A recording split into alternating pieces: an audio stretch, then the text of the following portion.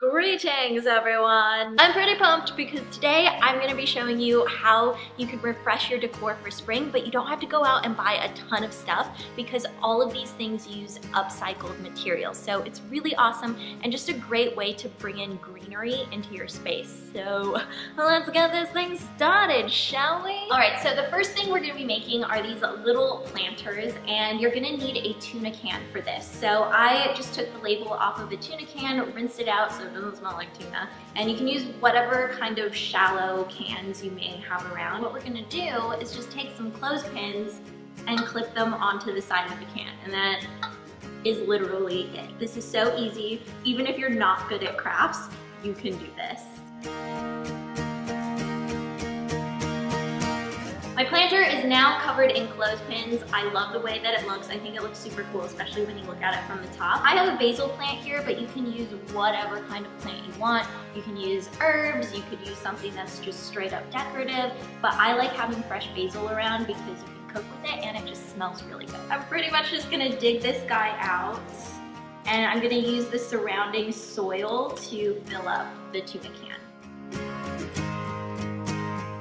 And here is our finished little plant friend. So you can keep these wherever you like. I like keeping a basil plant in the kitchen, but if you didn't plant basil, you can keep this in your bedroom, in your bathroom. This is a super easy way to bring in a small plant into your space. And depending on what kind of plant you have, the care will vary, but a basil plant is easy. You just water every day, give it a little bit of daylight, and it's good to go, right? Why am I talking to a plant? I don't know. For the next planter, you're gonna need a wine bottle for this. So I've cleaned out this wine bottle, removed the label. From here, I am going to start painting it. So you want paint that is gonna work on glass. I really like Martha Stewart's paint. I'm gonna paint the entire bottle white, and then I'm gonna have a colored section towards the bottom. Now you can do whatever you want. You could make this just a completely solid color. You can paint a different design on it. This is totally up to you. And the great thing about this is you can customize it to your taste. You'll probably need at least 2 coats of paint, and you wanna let the paint dry for at least an hour in between coats. And you wanna make sure that you cover your surface because you may drop paint just like I did. Okie dokie, artichoke. So it's all white and it's completely dry.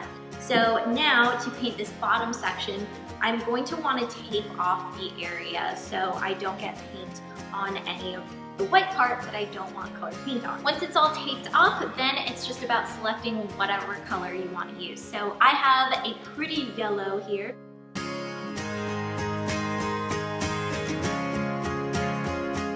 I have this bottle that I painted a corally color, and this one's completely dry, so you can see what it looks like when you peel off the tape. So now it's just time to fill these guys up with some flowers. And you want to make sure you're going with longer stemmed plants or flowers because the wine bottles are tall, and you want to make sure that they'll be able to stick out and not just get squished in the bottle. For this guy over here, I'm loving these yellow flowers. So I'm going to put one in here. And then let's get some stuff to just spice it up. So I think that is gonna be it for these guys. You can see that this is so easy to do. They're so pretty, and they're just a really great way to add color into your space and also beautiful flowers. All right, so for this one, you're gonna wanna make sure that you save your corks from your wine bottles because we're gonna be upcycling the entire wine bottle, including the little corks. So I have a cork here, it's dried, it's clean, and I'm just gonna take a steak knife that I actually have just set aside to use for crafts, and I'm going to start hollowing out the center of the cork. So this can be a little bit tricky at first. You kind of just have to find your groove and your rhythm that works for you. Once you kind of get it started, it becomes a lot easier. You can just keep going down. The cork is hollowed out now, and I just went about halfway down, and now I have these magnets here. These are super strong, but also really small disc magnets. So I'm gonna take my hot glue gun here, and I'm putting a little dot, and then we're just gonna stick the magnet on like that. I have this little cup that's filled with some succulents that I just trimmed off of some larger succulents. I'm just gonna take this dirt and spoon it into the cork.